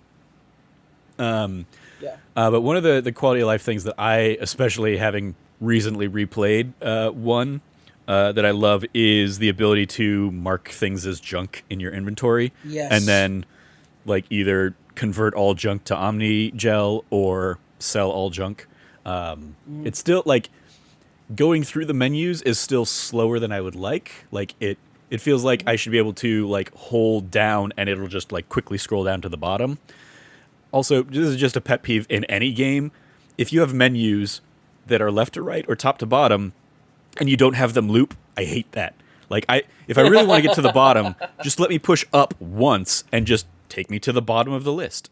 Or same with like when it's I go all the way to the right and I can't just push right one more time to take me back to the beginning. I hate that. That is UI 101. Every game should have that functionality. But so like when I really need to do like, okay, I'm at 250 items and it's giving me the warning of like, hey, you won't be able to store more than 300. That's when I go through and I'm like, okay, I'm going to clear out like, if I've got equipment that's like level 6 now, I'm just going to go through and say I'm going to mark everything that's level 3 or lower and just get rid of it. Even though I could really realistically just mark everything that I'm not equipped because I'm not in there like changing up my gear all that much. But I love that I can push R3 on each item and it'll mark it as trash, and then I can either when I'm ashore next time and go to a shop, I can sell it all, or if I'm like I'll just take it right now and dump it as Omni Jail. I love that I can do that. That's so much better than the original solution. And then another thing that's like not quality of life at all. Or did you want to weigh in on that one? No, I love that as well. I agree with you 100%. You should. That's a war crime if you don't make your menus work that way. Yeah. I was going to ask you, like, what class are you? I'm doing. I think this time around I did Infiltrator. Okay, cool. So I'm playing Vanguard for the first time, so. Yeah, I was a soldier in my most recent run, and I was like, well, now that I can use any gun. I don't need that, and so I'll hop in with the Infiltrator. In particular, I did that because I was like, I know there are going to be the trophies that are always in there for like use all of these abilities, and so this will like having overload and sabotage will let me work through some of those quicker. Yep. As it is, I've gotten all of those trophies at this point because it counts if your party members are using the abilities too, I don't know if it counts if they use it like automatically, like the AI uses it, or like because I think it is I needed to like trigger them, but I went through and just made sure that I've triggered everybody's ability to get all those trophies. But that leads me into my other like the potentially the thing I love even more than the inventory cleanup in Mass Effect 1 is that they didn't tie finishing the game on Insanity to the Platinum trophy. So I think I'm actually going to get the Platinum of Mass Effect, of each of the Mass Effect games. What they did was awesome. They basically made like a trophy list for each game individually, and then they made like a few spare trophies for the Legendary Edition that carry over the course of the entire series. So it's like kill 250 enemies across all 3 games. Kill 1,000, kill 2,000, kill 3,000, I think. And then it's like complete Mass Effect 1, 2, or 3 on Insanity. Complete 2 of the 3 games on Insanity. Complete all 3 games on Insanity. And those are all outside of the hunt for the platinums of their respective games. So I love that they did that, because I'm like, I was willing to try it, and I was still just to try and get those trophies. That's probably what I'm going to do in my like second run as a FemShep Renegade. Is I'm going to try and do those on Insanity. But I love that I don't need to for the trophies and for the trophy hunting and platinum and stuff. So yeah, I think I'm like basically, I think I've gotten like all of the quote unquote missable trophies. And at this point, it's just a matter of like, I just need to finish the game now to get the platinum in Mass Effect 1, which I never got previously because I was like, I'm not going to play through these games on Insanity. Fuck that noise. It's the same thing with the Uncharted collection. The Uncharted collection still, like, you still had to play through it, but like I was more versed in those games by that point, so I was like, okay, on my second attempt through, I can like play through on Insanity. I think it'll be fine. So yeah, those are some of the quality of life things I love. Still hate the Mako. It's not that I hate the Mako. It's I hate the planets that are designed around the Mako. Because the Mako, driving around the Mako is fine. It's when a planet has like just sheer cliff after sheer cliff, and the thing on your map is right on the other side of that, but you can't get over it because of how steep it is. I hate that world design. Like, what I had wished they had done would have been like, take the heights of everything and just like squish it down. So if you got like your tallest mountains up here and your lowest valleys down here, just like narrow those down a little bit so that everything is a smoother drive. But they did not do that. So there was one planet in particular I was on like last night where I was just like, fuck this noise, because it was just like I got in a like a chasm where I didn't even see like the path that I would have needed to take to get out. So I was just like, fuck this. I'm just gonna go back to the Normandy and then drop back down on this planet and try again. Because that's where I hate like the Mako stuff, and so I'll be glad to move away from it in the future games. But yeah, I'm really enjoying it. Any other thoughts from you so far? Yeah, I just remembered. President Bartlett's in Mass Effect 2. Yeah, you're gonna get some Elusive Man in the future. Elusive Man. I'm excited. No, I this is just a wonderful time to get back into a series and franchise that I love, that I've kind of I had such a settled feeling with Mass Effect 3 after the DLC came out, the director's cut came out, like I talked about last week, that I kind of just like was like, okay, cool, my time with Mass Effect is done, and I like closed the book on it. And then Chandler, my old co-host, made me play Mass Effect Andromeda, and man, I wish I had kept that book closed. This is just like it. This is just washing. Like, this is just giving me nothing but goodness. I love this so much. I'm really, really excited to see, just get back into it, play more of it. But I think probably my biggest takeaway is that there is a lot about this game that I can tell and I can feel by playing through it, that I'm sure many other people have also noted, is a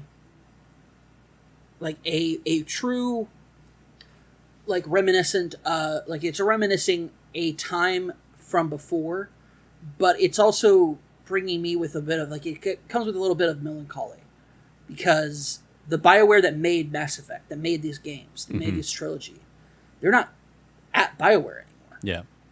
Patrick Weeks isn't building out the new Krogan storyline for the new Mass Effect game. You're not going to have, like, there's just so many people that have left and have gone on to do other things, and like some of them have left the industry even. That it's sad to think about that. This is kind of Mass Effect 3 kind of was the last game that a lot of these people worked on. And like this is truly their legacy. Like this legacy edition is truly their legacy, because it's the best way to play through their work. And just everything about it so far has just been stellar. I mean, like the original story was done, I believe, by Drew Caption, who wrote Knights of the Old Republic. That sounds right. Yeah, he's like It's like I don't remember if it's like him and Casey Hudson. I remember being very.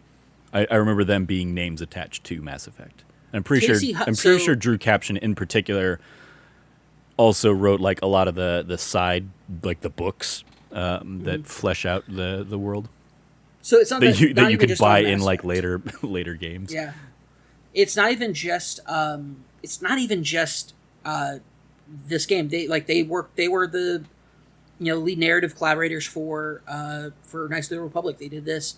Like Casey Hudson, it's tough seeing him now because when I really think that he's had some dynamite partners over the years to help him and work with him. But man, I do not think that because he took over full direction and everything for Mass Effect 3, and I think that made things a little bit difficult to. He wrote some checks that his ass couldn't cash, but nonetheless, I digress. So that's last week's topic. Let's talk about this week, the game that's in front of us now. I love seeing this BioWare. I've missed this BioWare, and I know that it's only a limited time.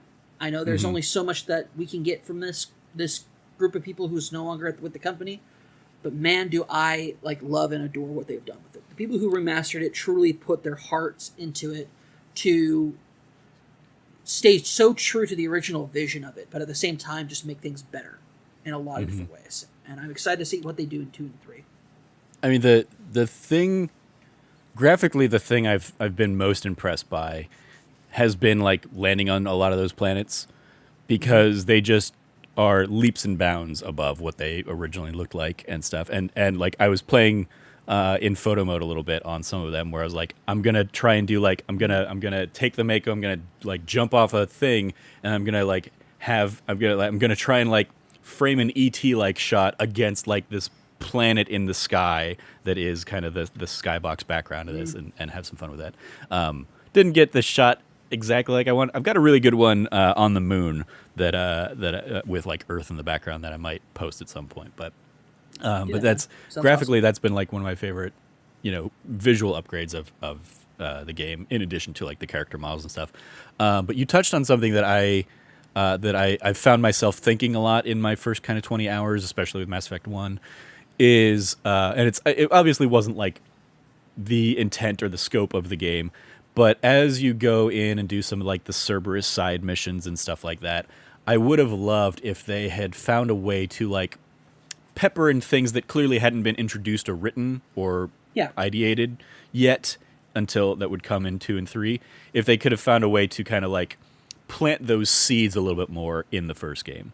A mention to, a Dr. Lawson or mentioning the Elusive Man and setting up the Elusive Man as an idea in the first game would have just been cool. Because they do it, they set up the idea of the Shadow Broker in the first game, which then, we see pay off over the course of the series. So as big a character as the Elusive Man eventually becomes, the fact that he's completely absent from the first game is a little too true to the name, I think. So I wish they had found a way to, tie in some of those future things, even if it is just a name and a thing somewhere. And maybe, it's one of those things hey, you could have even thrown that in as Easter eggs in the Codex. And that'd be really cool for people. But yeah, really enjoying my time with it. I look forward to, I'll probably try and finish up the first game here today or tomorrow, really, and then hop into Mass Effect 2 and just kind of continue on the adventure, and then eventually circle back and do it all with Femship. Yeah, having a great time with Mass Effect Legendary Edition. Highly recommend anybody who's a huge fan of the series, or if you're completely new to the series. It is one of the finest stories in all of gaming across the arc, and so much of it is because it is, as you kind of touched on there, it's BioWare at their peak. It is, the all of the elements of what made BioWare great in that era coming together. It's they're telling a great story. There's a ton of great world building and lore building that exist both in the core game or in the codex if you want to like dive into that. But then it is like the decisions you're making really dictate and narrate your story over the course of this series, and the way that those decisions come back into the narrative or into little side elements and side stories and stuff is just a fun, such a fun thing. So yeah, very much loving Mass Effect again. I think that is going to do it for this episode. Thank you for joining me. Let's go around the metaphorical table with any plugs we have. You can follow Cameron at Rev Cabot. Anything you want to give a shout out to there, Cam? Yeah, for anybody who's unaware, there is a current ongoing crisis with the Palestinian people. A lot of people are doing efforts to raise awareness, raise funds to help people who are being displaced from their homes for the multitude of reasons that are happening over there. If you want to learn more about it, if you want to learn more about the situation as well as learn how you can help, I have a Twitter thread about it. But you can also just check out places like IGN. They have a fund going on for food supplies and whatnot for what is bound to be a new group of refugees. So massive shout out to IGN and a lot of people taking their steps forward. And of course an incredible and passionate thank you and shout out to Timur Hussein, who is a very big deal at GameSpot, who made a very, very powerful plea to the games industry, fans of the games in the games industry, and people who would be willing to listen to, look at the situation that's currently going on there differently this time than just thinking that it's another round of the same old. If you haven't seen his video, I highly suggest it. It's powerful, and yeah. So those are really the two things I want to draw attention to: is IGN's fund, and then as well as Timur Hussein. I didn't realize IGN had a dedicated fund. I saw they had like the informational post, and then and I went in and did. Oh, that's what I was referring to. One of the funds within, like, one of the things they highlighted, like, hey, if you want to help, here's some ways you can support. Yeah, sorry, that's what I was mentioning was their okay. They did not have a dedicated fund. I apologize, I misspoke. I meant the funds that are available through their I don't want to say affiliate link because that sounds like they're profiting from it, but the links that they're sharing. I mean, yeah, they posted like an article that's basically here's what's going on in Palestine. Here's how you can help. Yeah. Hey there, internet friends. Trevor Starkey interjecting here at the end of the episode. So right after Cameron and I wrapped up recording, we went online and basically saw that IGN had taken down their post in support of Palestinian efforts. It looks like a couple other of the sites out there. It looks like I saw Game Informer had also taken it down. Probably corporate interests hopping in and kind of overruling editorial intent, which is a huge issue in and of itself. But as of I'm recording this Sunday morning, and the GameSpot article is still up, basically promoting the same kind of stuff. So hopefully that stays up. But if none of those resources are available to you, you can still find plenty of resources out there online to educate yourself on the Palestinian efforts and the issues that are going on. I'll link at least one of them in the comments below. That was a handy FAQ that I saw going around, kind of to address a lot of the stuff. So I just wanted to pop in because we talk a lot up in there at the end, of course, about the IGN article, which, as we found out almost immediately, was no longer there. So back to the close of the show. Yeah, I mean, I echo all that. I watched the Timur's video, and we've seen a lot of other people kind of really chime in. It is one of those things of I grew up, and it was just, oh, there's always war in the Middle East, blah, blah, blah. And breaking through that narrative in the same way that in recent years, Black Lives Matter and Stop AAPI hate and stuff have kind of risen to the forefront. And been a chance for me as a middle class white guy with immense privilege to try and like break through that privilege and educate myself, because as Timur pointed out, as our friend Yusuf Magid over at Ubisoft has pointed out, like the information's out there. All we have to do is actually like sit down and do the research, and look into it. And so I sat down and did a lot of diving into that. And like some of it was like I knew as time has gone on, I've been exposed to more of like the intricacies of what's been going on, but it was very much like that's still a over there thing. It doesn't impact me. It doesn't affect me. And while it still doesn't in a like tangible sense, like it impacts people that I care about and people that I love, and so I want to do what I can to support that. So yeah, I went in and gave in support of the Palestinian Children's Relief Fund, because the kids are the victims of everything, unfortunately. So go educate yourself and research, and if you can, support. That was one of the things that, even off of Timur's kind of initial video, I was like, I don't know what the call to action is here. Like I want to share this and I want to like spread it, but I want it to be like a, hey, I don't want it to just be educate yourself, here's some links. I wanted there to be a like, here's how you can like donate if that's something that speaks to you. So when IGN kind of shared their stuff, I was like, this is a great a great central point for a lot of the help that people can provide. Yeah, I think Timur, his thing was speaking to people who maybe just like really finding out a lot about this stuff for the first time, or maybe not like so ingrained in their own echo chamber and for better lack of a term, like atmosphere about their life, that they aren't noticing what's going on over there. I tweeted out about it, but like I've been like, I mean, America, like all our entire lives, America has been like firmly behind Israel as well. So it's like it's having to kind of break through and like wrestle with that. Like, hey, like they're not the good guys in this situation. We're not the good guys for supporting them, as is often the case sometimes. But I like the thing is I like that was not something that I was raised with. My mom, I tweeted my tweet thread about this has it about this like this like I was raised to know that this conflict is very much about like this like the ideology and thought behind it is like one side over the other, one side must triumph over the other. And so I was not like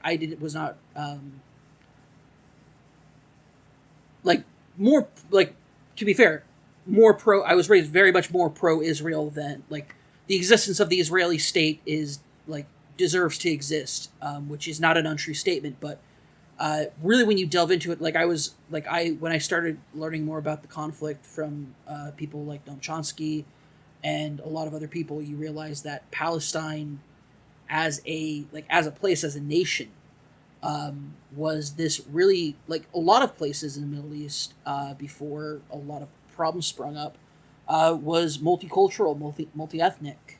It was like, in my tweet thread, I have it. Bethlehem was a city that was around 50%, 50% of Bethlehem was owned and operated by Christians.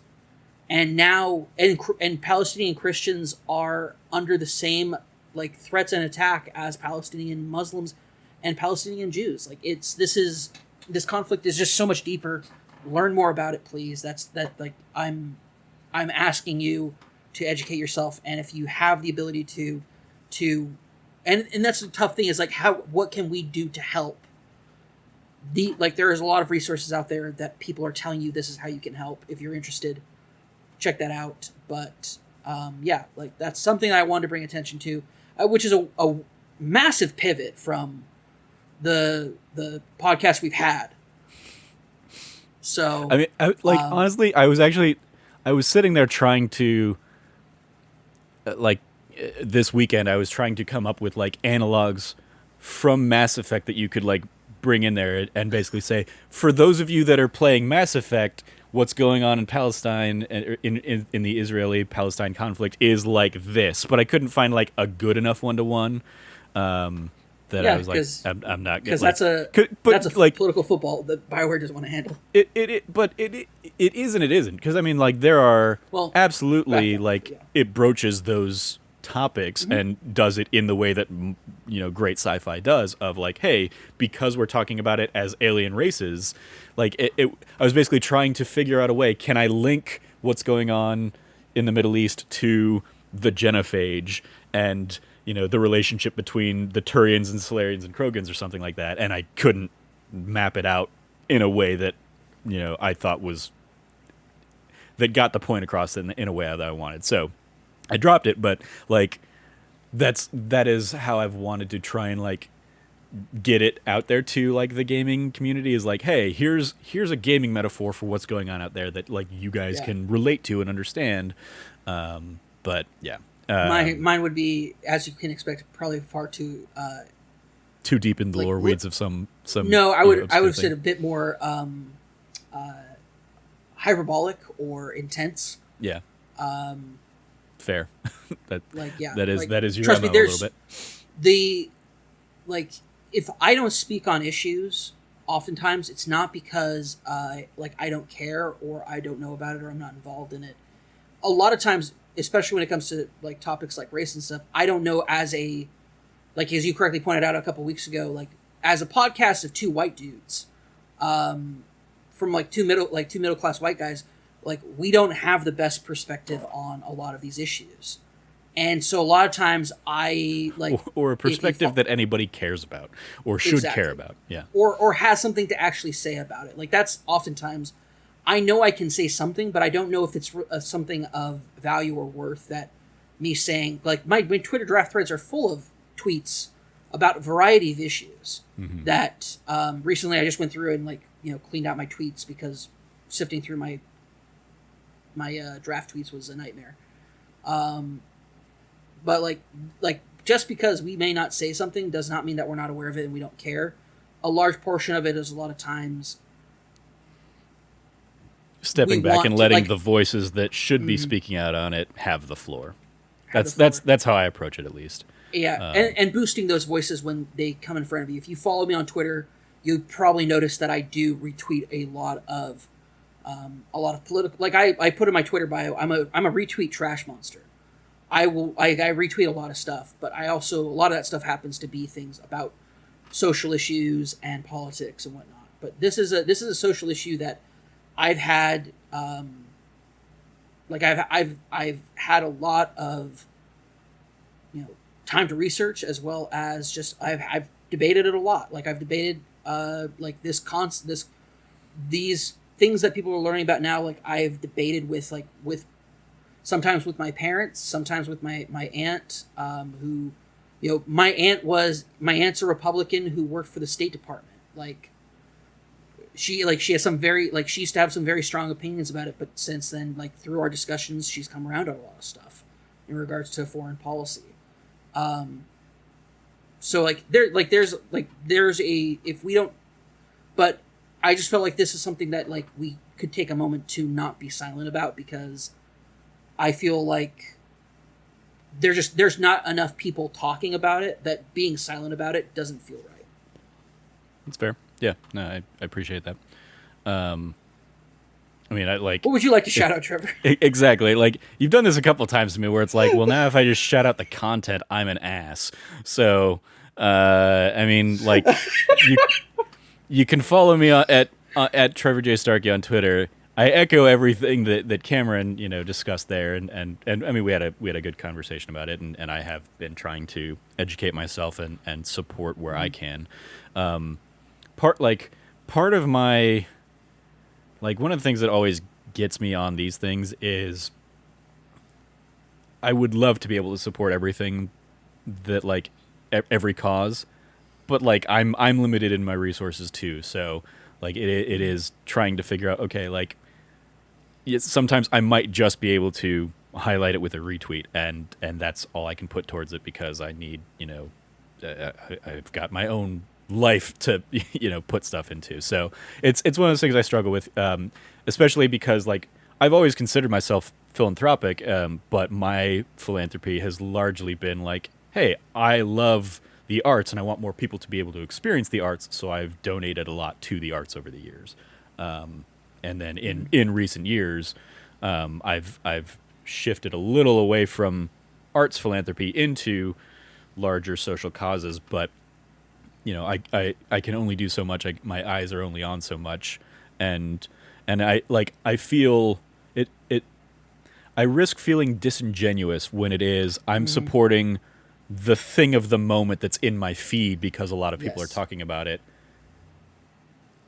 rather than me supporting something that is like, this is an issue that I care deeply about, because there's just so like there's so much out there. There's so many pain points for lots of people in the world. So I do what I can when I can, but it's definitely that's one of those things I struggle with, and I almost resent how we exist in now a like GoFundMe type of era of fundraising and stuff where, and I've seen the numbers because of the industries I've worked in and stuff, like the millennial generation and Gen Z coming up behind us and stuff, are at a percentage rate of income far more philanthropic than like the boomers and generations that came before us. But we're doing it. We don't have as many resources to put towards that stuff, and yet we're still trying. And I hate that you have billionaires like Elon Musk out there and stuff like that who could throw $100 million to like so many of these problems and put like so many things to bed, but don't. And it's unfair that it ends up falling to us, the people who are already sometimes struggling to try and like help these larger than life causes, where governments and big philanthropy just fall short. So like those are all the things I'm wrestling with as I'm picking up on these Palestinian issues this last week and trying to figure out what I can support. In content news, segue that I hate Cam for, you can check out, last week we wrapped up a couple of our longer running Let's Play series. Cam's playthrough of Emily is Away 3 wrapped up, as well as mine and Logan's playthrough of It Takes Two, which means now we are on to a fresh batch of Let's Play stuff coming up. As I alluded to earlier, we have some Cuphead that's in the pipeline, as well as Logan and I have started playing through some Overcooked, so you can check that out. I don't know if Cam has any plans for adding some more Let's Plays in the near future, but I'm sure we will get that coordinated and get that out. So keep an eye out on the YouTube for all that stuff, youtube.com/thatnerdysite, in addition to the video versions of all our podcasts that go live on their respective days. You can follow everything we do over at That Nerdy Site, or check out thatnerdysite.com for all the latest content from us. If you liked what you heard, once again, please rate, review, like, subscribe, and maybe even consider supporting us over on Patreon, patreon.com/thatnerdysite. But honestly, even that, like, go support the larger issues. Like, my new job, theoretically, and I've considered this, like, we may end up at some point just kind of like pulling the Patreon and just kind of like going back to being like a self-funded, like, hey, it's great that we have people that'll support us, but like if you want to and take that support elsewhere, I'm not gonna ever begrudge that. So because we're just a handful of friends on the internet that are doing this for fun anyway. We're not out to make massive gains in money. But if you do support us on Patreon, you get early access to monthly bonus episodes of this very show, that Nerdy Site show. And this month's early access episode is me and Logan talking about what makes for a good Bond movie, which is, of course, a topic very near and dear to Logan's heart. That's going to do it. Thank you again for listening. Thank you for joining us. As always, stay nerdy and be good to each other.